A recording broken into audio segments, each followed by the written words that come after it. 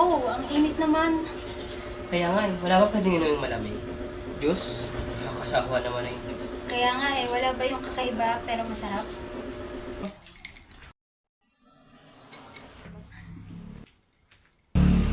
Mga anak, subukan niyo itong ginawa ko. Siguradong masasarapan at matutuwa kayo dito.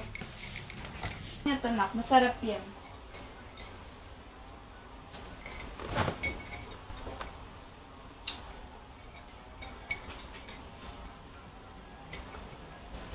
Anak, masarap? Nay, paano mo ito ginawa? Kaya nga na yung sarap. Tsaka bago sa panlasa. Ganito lang yan. Una ay i-prepare ang mga ingredients, pati na ang mga gagamitin tulad ng baso, mangkok, yelo.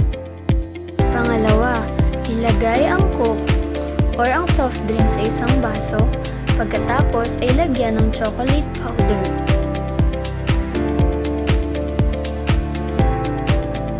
Pagkatapos ay haluin ito ng maigi at katamtamang lakas upang hindi umapaw.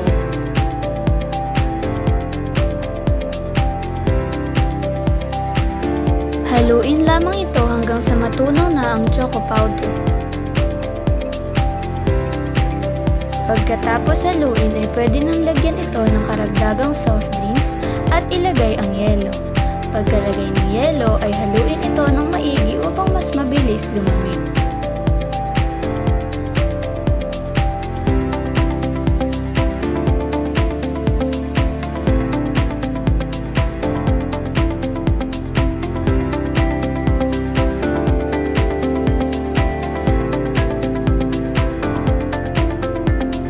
Pagkaayos ng mga gamit ay pwede na itong inumin.